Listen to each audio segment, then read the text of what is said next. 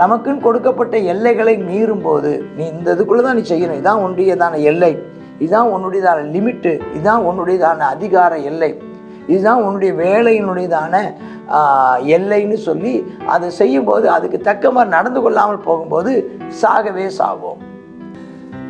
1 ராஜாக்கள் 2ஆம் அதிகாரம். தாவீது மரணமடையும் காலம் சமீபமாகிறது. ராஜாவாகி குமாரன் சாலமோனுக்கு அரசாட்சி ஆரம்பிச்சிருச்சு.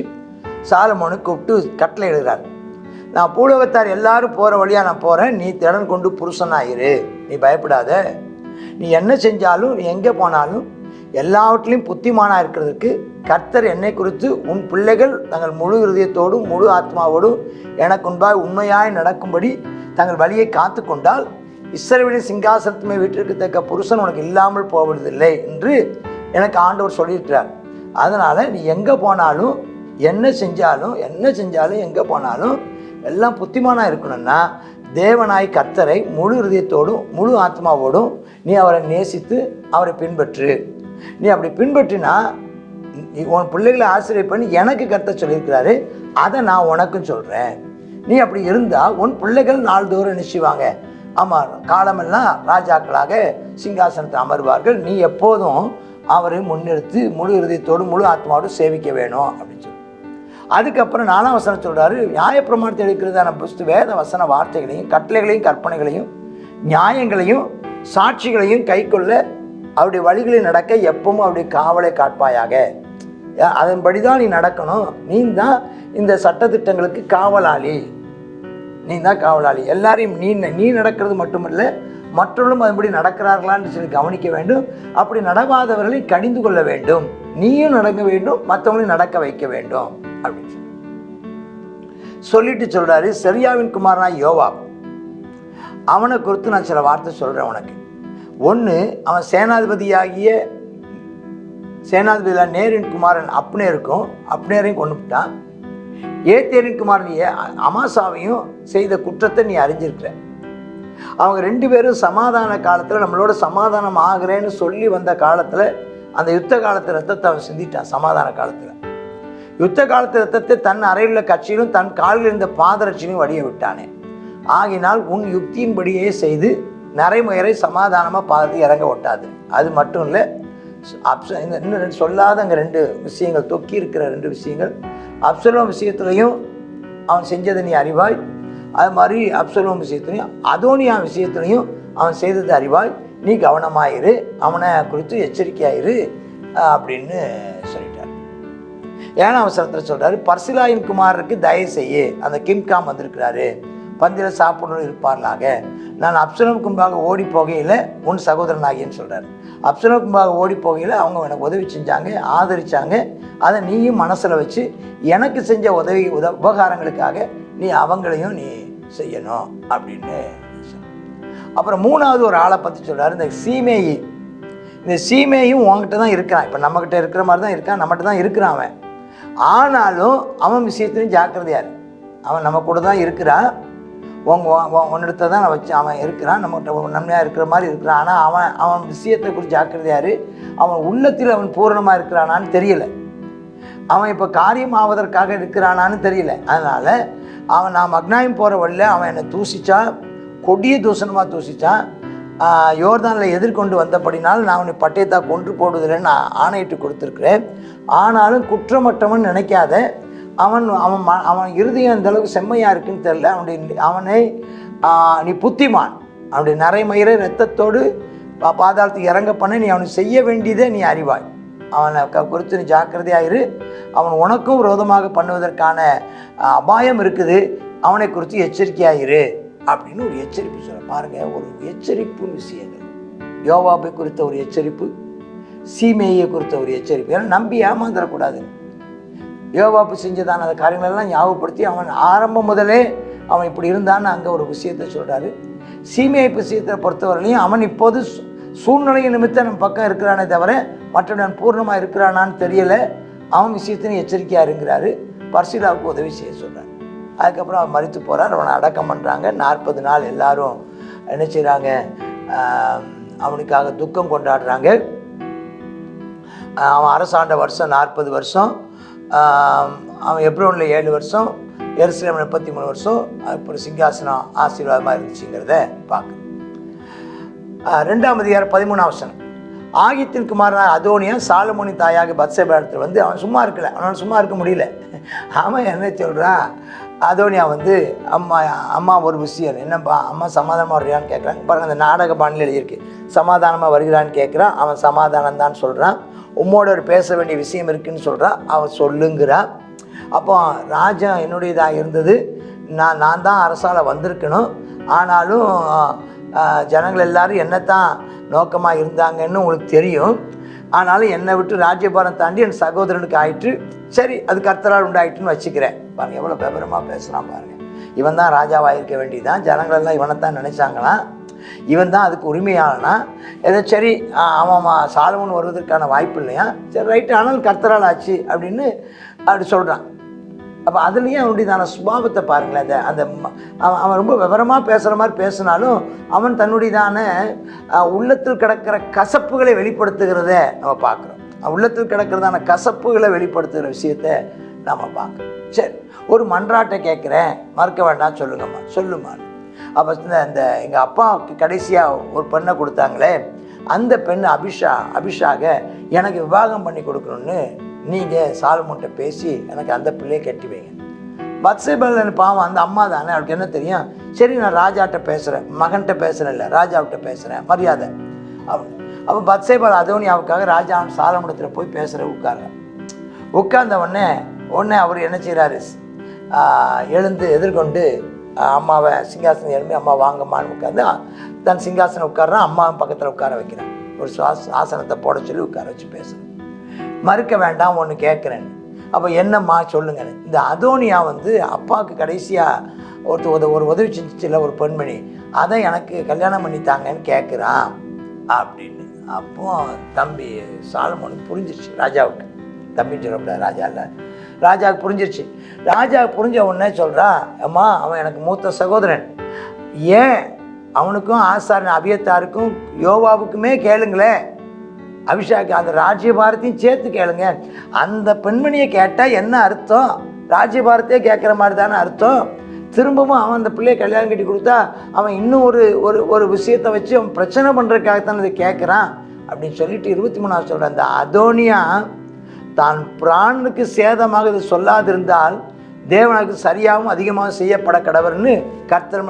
இவன் மட்டும் இந்த பிரச்சனை பண்ணணும், இது நிமித்தம் இந்த கல்யாணத்தை கட்டி மறுபடியும் சிங்காசனத்துக்கு விரோதமாக எழும்பணுங்கிற எண்ணத்தோடு அவன் கேட்காது இருந்தான் ஆனால் பரவாயில்ல. ஆனால் அவன் அப்படி கேட்டிருந்திருப்பானே ஆனால் கர்த்தர் அவனை நடு நின்று ஆமென் என்ன செய்ய நீதி செய்ய கடவுள்னு சொல்லிட்டு சொல்கிறா, அதோனியா கொலை என்பான்னு சொல்லிட்டான்.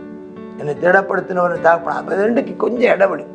ஏன்னா அவனுடைய சுபாவம் சரியானதாக இல்லை, அவனுடைய எண்ணங்கள் சரியானதாக இல்லை. மறுபடியும் குழப்பத்தை ஏற்படுத்தணும்னு வீட்டில் போய் அமைதியாக இருந்தோன்னு இல்லாமல் அவன் அந்த ராஜ்யபாரத்துக்கு மேலே திரும்பவும் உள்ளே வருவதற்கான அதற்கான முடிவுகளை அவன் எடுத்து அதற்கான நகர்வுகளை அவன் முன்னெடுக்கும் போது அதை சாலமோன் அடையாளம் கண்டு அவனுக்கு ஒரு புள்ளி வைக்கிறான். உடனே பெனாயாவுக்கு கட்டளை கொடுக்குறான். அவன் நினைச்சிற அதோனியாவை கொன்று போடுகிறான். அப்போ அபியத்தார் வர்றான். உன் நிலங்கள் இருக்கிற ஆணோதத்துக்கு போய் விடுப்பான், என் மரணத்துக்கு பாத்திரவனாக இருக்கிறாய், என் தகப்பனாய் தாவீதுக்கு முன்பாகவும் கர்த்தராய் ஆண்டுடைய பெட்டியை சுமந்தபடினாலும் என் தகப்பனை அனுபவித்த எல்லா உபத்திரத்தையும் நீ கூட இருந்ததுனால இன்னைக்கு நான் கொலை செய்யலை, வீட்டில் பார்த்து ஓடி போயிரு அப்படின்ட்டு. அப்போ 2:27 ஒரு தீர்க்க தரிசனம் நிறைவேறதில் எழுத்தாளர் சுட்டி காட்டுற ஏலிகிட்ட சொன்ன கர்த்தருடைய வார்த்தை, இனி உன்னுடையதான வீட்டாரில் யாரும் ஆசாரனா இருக்க மாட்டாங்கன்னு சொன்னாங்க பாருங்கள். இவன் தான் கடைசி ஆசாரியன் அபியத்தார். அதோடு ஏலியினுடையதான ஆசாரிய வம்சம் முடிது. இந்த செய்தி யோவாபுக்கு வருது. யோவாபுக்கு வந்த உடனே சும்மா இருக்க வேண்டியது, அவனை யாருமே ஒன்றுமே சொல்லலை. இது தெரிஞ்ச உடனே அவனே போய் பலிபீடத்தை கொம்புகளை பிடிச்சிக்கிட்டான். இவன் அப்சலோம் பக்கம் சாயாதவனாக இருந்தும் அப்சலோம் கூட சேர்ந்துக்கிட்டு தாவீதுக்கு விரோதமாக வராமல் இருந்து இப்போ அதோனியாவுக்கு பட்சமாக சாய்ஞ்சிருந்துட்டான். யோவாப் கர்த்தருடைய கூடாரத்துக்கு ஓடி போனான். அப்போ இவனுக்குள்ள குற்ற உணர்வு இல்லைன்னா ஓடி போக வேண்டிய அவசியம் இல்லை. இவனுக்குள்ள ஒரு குற்ற உணர்வு இருக்கிறத கண்டுபிடிச்ச உடனே என்ன செய்கிறாங்க, இது இவனும் கொல்லப்படவே நினச்சான். அப்போ சொல்ல போய் யோகிதாகுமார் நான் இப்போ நான் சொல்ல விழுந்துரு, அவனையும் கொன்று போடுங்கிறான். அப்படியே நினைச்சப்படுகிறான். அவனும் நினைச்சப்படுறான். அவன் அங்கேயிருந்து வரமாட்டேன் அப்படி இப்படிலாம் சொல்கிறான். கடைசியாக கொன்று போடப்படுகிறத நான் பார்க்குறேன். அப்போ தான் 32ஆம் வசனத்தில் யோவாப் கொன்னதுக்கான விஷயத்தை சொல்கிறார். தன்னை பார்க்கல நீதியும் நற்கணம் இல்லை, 2 பேராகிய அப்னேரையும் அமாசாவையும் கொன்று போட்டதுனால, அதுவும் தாவீதுக்கு தெரியாமல் அவருடையதான அனுமதி இல்லாமல் அவரிடத்தில் கேட்காமல் செய்தபடினால் கர்த்தர் அந்த இரத்தப்பழியை அவன் மேல் திரும்ப பண்ணுவாராக சொல்லி அதை முடிக்கிறார். அவருடைய அப்படியே இரத்தப்பழி யோவாப் தலையின் மேலும் தலையை திரும்பவும் சொல்லி சிங்காசனத்தில் இன்றைக்கு சமாதானம் உண்டாயிருக்கிறதுன்னு சொல்லிட்டார். அது மாதிரி அவனுக்கு யார் அப்போ அதோனியா கொல்லப்பட்டுட்டா, யோவாப் கொல்லப்பட்டுட்டார், அபியத்தாரை துரத்தி விட்டுட்டார்.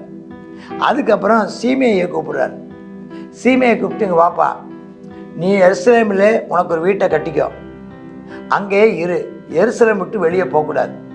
நீ எருசலேமை விட்டு இந்த கிதரோன் நாட்டை விட்டு நீ போனேன்னா என்னைக்கு நீ போவையோ அன்னைக்கு நீ சாகவே சாவாய்.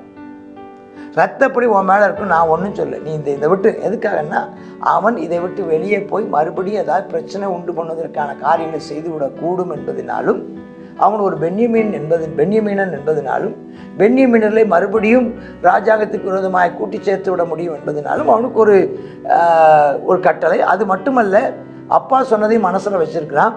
ஆகினாலும் அவனுக்கு ஒரு எல்லையை குறிப்பிட்டு, இந்த எல்லைக்குள் நீ இருந்து கொண்டால் உனக்கு நல்லது அப்படின்னு சொல்லி வச்சுட்டார். அப்போ அவனும் சொல்கிறான், நல்ல வார்த்தையா, நான் வாட்டு அமைதியாக இருப்பையா அப்படின்னு குடியிருக்கிறான். ஆனால் 3 வருஷம் கழித்து என்ன ஆச்சுன்னா, சிமேயின் வேலைக்காரன் 2 பேரில் ஒருத்தன் மாக்காவிற்குமான ஆகீஸ் காத்து ராஜாவுக்கு ஓடி போயிட்டான். இவன் ஓடி போய் காத்து ஊரில் இருக்கிறாங்கன்னு சொன்னோடனே சிமேயு கழுதை மேலே சேர வச்சு தான் வேலைக்காரரை தேட காத்து ஊருக்கு போகிறான். மறந்துட்டான், எருசலேமை விட்டு போன அன்னைக்கு நீ செத்து போவேன். இதெல்லாம் எதனால் நடக்குதுன்னா கர்த்தருடைய வார்த்தை நிறைவேறும்படி நடக்குது. ஆனால் எப்படி நடந்ததுங்கிறத சொல்கிறாங்க. இப்போ ஒரே வார்த்தை, கர்த்தருடைய வார்த்தை படி கொல்லப்பட்டான்னு சொல்லப்படலாம். ஆனால் அதில் நீங்களும் நானும் படிக்கிற நாம் கற்றுக்கொள்வதற்காக சில வார்த்தைகள் நமக்குன்னு கொடுக்கப்பட்ட எல்லைகளை மீறும் போது, நீ இந்த இதுக்குள்ளே தான் நீ செய்யணும், இதுதான் உன்னுடையதான எல்லை, இதுதான் உன்னுடையதான லிமிட்டு, இதுதான் உன்னுடையதான அதிகார எல்லை, இதுதான் உன்னுடைய வேலையினுடையதான எல்லைன்னு சொல்லி அதை செய்யும்போது அதுக்கு தக்க மாதிரி நடந்து கொள்ளாமல் போகும்போது சாகவே சாவோம். அப்போ கூப்பிட்டு அதன்படியே நீ நான் சொன்னபடி நீ செய்யலையே, ஏன் வெளியே போனேன்? அப்போ அது வரைக்கும் அவனுக்காக ஒரு ஆளை சம்பளக்காரனை போட்டு இவனுடைய நடவடிக்கைகளை பார்த்து சாலமோன் சொல்கிறதுக்கு இருந்தாங்க. இவன் வெளியே போன அடுத்த நிமிஷமே சொல்லப்பட்டது, திரும்பி வந்த உடனே நினைச்சப்பட்டது. கூப்பிட்டு கேட்குறாரு 44 வருஷத்தில், நீ போயிருக்கக்கூட தப்பு இல்லான்னு சொன்னார். ஆமாம். அப்புறம் அனுப்பிச்சுதாங்க அவனும் நினைச்சப்படுகிறான், பொல்லா பெண் தலையின் மேல் திரும்ப பண்ணுவாராகன்னு சொல்லி. ஆமாம், 44ஆம் வசனத்தில் சொல்கிறாரு, நீ என் தகப்பனாய் தாவீதுக்கு செய்ததும் உன் மனசுக்கு தெரிந்திருக்குமான எல்லா பொல்லாப்பையும் நீ அறிந்திருக்கிறாய். கர்த்தர் உன் பொல்லாப்பை உன் தலைமையில் திரும்ப பண்ணுவார் என்று அவனும் என்ன செய்யப்படுகிறான், பெனாயாவால் கொல்லப்படுகிறான் என்று பார்க்கிறோம். கர்த்தருக்கு ஸ்தோத்திரம் உண்டாவதாக. கடைசி வார்த்தை, ராஜ்யபாரம் சாலமோனின் கையில் ஸ்திரப்பட்டது. கடைசி சத்துரு சிமேயு. இதை மனசில் வச்சு தான் பவுல் அப்போஸ்தலன் எழுதும்போது பரிகரிக்கப்படும் கடைசி சத்துரு மரணம்னு சொல்கிறார். நம்ம சுயத்தை சொல்கிறார், சிமேயை சொல்ல, சுயத்தை சொல்கிறார். அப்படி செய்யும்போது நம்முடைய கையில் என்ன செய்யப்படுமா? 15ஆம் அதிகாரத்தை சொல்லப்பட்டிருக்கு. 1 கொரிந்தியர் 15 வசனம் வாசிக்கிறோம். பரிகரிக்கப்படும் கடைசி சத்துரு மரணம். இங்கே பரிகரிக்கப்பட்ட கடைசி சத்துரு சீமேயி, பின்பதாக ராஜ்யபாரம் சிறப்பட்டதுன்னு பார்க்குறோம். கர்த்தருக்கு ஸ்தோத்திரம். கர்த்தர் நம்மை ஆசீர்வதிப்பாராக. ஆமேன், ஆமேன். God bless you. கர்த்தருடைய நாம் மகிமைப்படுவதாக. 1 ராஜாக்கள் 2வது அதிகாரத்தை பார்க்குறோம். இந்த 2வது அதிகாரத்தில் தாவீது சொல்கிறதான ஒரு ஆலோசனைகள் அதை குறித்து இந்த அதிகாரத்தில் பார்க்குறோம். சாலமோனுக்கு கொடுக்கப்பட்டதான ராஜ ரகசியம் அப்படின்னு சொல்லலாம். அதாவது ராஜா உடனடியான ஆலோசனைகள் அப்படின்னு சொல்லி இதில் சொல்லலாம். நம்ம பார்த்தோம்னா, நீ எங்கே போனாலும் என்ன செய்தாலும் எல்லாவற்றிலையும் புத்திமானாக இருக்கணும்னா ஒரு காரியம் செய்ய. என்ன செய்யணும்? முழு இருதயத்தோடும் முழு ஆத்மாவோடும் என்ன செய்யணும்? தேவனை ஆராதிக்கணும். அடுத்ததாக உண்மையாக இருக்கணும் அப்படின்னு சொல்லியிருக்கிறாரு. திடன் கொண்டு புருஷனாக இருக்கணும்னு சொல்லியிருக்கிறாரு. அடுத்ததாக அவருடைய கட்டளைகளையும் கற்பனைகளையும் நியாயங்களையும் சாட்சிகளையும் கை கொண்டு அவருடைய காவலை என்ன செய்யணுமா? உண்மையாக காக்கணும். இப்படி இருந்தால் நம்ம என்ன செய்யலாம்? ஆமாம், நம்ம போகிற இடங்கள், செய்கிற காரியங்களை கர்த்தர் நமக்கு என்ன செய்வார்? வாய்க்க பண்ணுவார் என்பதை நம்ம இதில் பார்க்குறோம். அடுத்ததாக ஒரு மிக முக்கியமான ஆலோசனைகள், தகப்பன் மகனுக்கு சொல்லுகிறதான ஆலோசனையை பார்க்குறோம். என்ன செய்யாத யோவாபை என்ன செய்ய வேண்டாம்? அவனுடையதான நரைமயிர் என்ன செய்யக்கூடாது? ரத்தம் இல்லாமல் சாகக்கூடாது அப்படிங்கிறத சொல்கிறார். அதே போல் சீமையை என்ன செய்யக்கூடாது? நரைமயிரை ரத்தத்துடன் என்ன செய்யணும்? பாதாளத்தில் இறங்கக்கூடிய காரியத்தை நீ செய், நீ புத்திமான், நீ செய் அப்படிங்கிறாரு. அடுத்ததாக இந்த பெனாயாவை என்ன செய்கிறான்? இவன் கொலை செய்கிறதான விஷயத்தை பார்க்குறோம். இவைகளெல்லாம் செய்து முடித்தவுடனே அவனுடையதான ராஜ்ய பாரம் ஸ்திரப்பட்டது என்பதை பார்க்குறோம். அப்போ நமக்கு விரோதமாக இருக்கிற எல்லா சத்ரு, நமக்கு இன்றைக்கி சத்ரு என்ன? பிசாசு தான். நமக்கு மனுஷன் அல்ல, நமக்கு வேறு எதுவும் அல்ல. நமக்கு சத்ரு பிசாசு. பிசாசின் கிரியை என்ன செய்யணும்? அழிக்க வெளிப்பட்ட தேவகுமாரன். அவரை நம்ம பிடித்துக்கொள்வோம். கர்த்தர் நமக்கு அதிகாரத்தை கொடுத்த அந்த அதிகாரத்தை நம்ம பயன்படுத்துவோம். பிசாசின் கிரியைகளை நம்ம என்ன செய்வோம்? அழித்து போடுவோம். பிசாசுகளை துரத்துவீர்கள் என்று சொல்லி கர்த்தர் சொல்லியிருக்க அந்த வார்த்தையின்படியே நமக்கு விரோதமாக இருக்க எல்லா சத்துருவை நிக்கிரகம் பண்ணுவோம். அப்பொழுது நம்முடைய தானே திருச்சபை ஸ்தாபிக்கப்படும் என்பதை பார்க்குறோம். நம்ம ஜெபிப்போமா? அப்பா, கிருபை இரக்கம் தான் நல்ல பிதாவே, கர்த்தாவே ஸ்தோத்திரம் அப்பா. அந்த கர்த்தாவே தொடர்ந்து சாலமோனுடைய ஆளுகையில் அவனுடைய தானே அரசாட்சி ஸ்திரப்பட வேண்டும் என்றால் கர்த்தாவே விரோதமாக இருக்கிற அந்த இரத்த பழிகள், ஆமேனப்பா, அந்த இரத்த கரைகள், ஆமேனப்பா, அந்த ராஜ்யத்தில் இராதபடிக்கு கர்த்தாவே சுத்திகரிக்கப்பட வேண்டும் என்பது ஆமேனப்பா ஸ்தோத்திரம். சித்தமாக இருக்கிறது, திட்டமாக இருக்கிறது என்பதை நம்ம இதில் பார்க்குறோம்ப்பா. தகப்பனே ஆமேனப்பா ஸ்தோத்திரப்பா. அந்த யோவா ஆமேனப்பா ஸ்தோத்திரம் யுத்தமில்லாத காலத்தில் இரத்தத்தை சிந்தினதான அப்பா அந்த யோவாவை குறித்து ஆமேனப்பா ஸ்தோத்திரம். அவன் செய்ததான கிரியைகளின்படியே தண்டிக்கப்பட்டதை பார்க்கிறோம். கர்த்தாவே அப்பா, சீமை தூஷித்தது நிமித்தமாக அவனுக்கு அப்பா நேரிட்டதான காரியத்தையும் பார்க்கிறோம். அதோனியா கர்த்தாவே ஸ்தோத்திரம் அப்பா, மறுபடியுமாக எப்படியாவது இந்த ராஜ்யத்தை பற்றி கொள்ள வேண்டும் என்பதை கர்த்தாவே மனதில் கொண்டு செயல்பட்டதான அந்த அதோனியாவுடைய முடிவையும் பார்க்கிறோம். ஆண்டவரே ஆமீனப்பா ஸ்தோத்திரம் அப்பா. நாங்கள் ஜாக்கிரதையாக இருக்க எல்லாவற்றின் கிரியைகளையும் கர்த்தா விரோதமாக இருக்க எல்லாவற்றையும் மனுஷிக ஆவிகள் எல்லாம் கர்த்தாவே அப்பா, பிசாசின் தந்திரங்கள் ஆமேனப்பா ஸ்தோத்திரம் எல்லா மாம்ச கிரியைகள் எல்லாவற்றையும் நாங்கள் அழித்து போட எங்களுக்கு கிருபை தாரும். ஆமேனப்பா, உம்முடைய ராஜ்யம் ஸ்தாபிக்கப்பட விரோதமாக இருக்க எல்லாம் முறியடிக்கப்பட வேண்டும் என்று இந்த வேளை ஜெபிக்கிறோம். இயேசுவின் நாமத்தில் நிர்மூலமாக்கி போடுகிறோம், கடிந்து அப்புறப்படுத்துகிறோம். கர்த்தாவே ஸ்தோத்திரம் அப்பா. நீர் ஆமேனப்பா உயர்ந்திருப்பீராக. உம்முடைய ஆளுகை கர்த்தாவே ஸ்திரப்படுவதாக. இயேசுவின் நாமத்தில் ஜெபிக்கிறோம் நல்ல பிதாவே, ஆமேன்.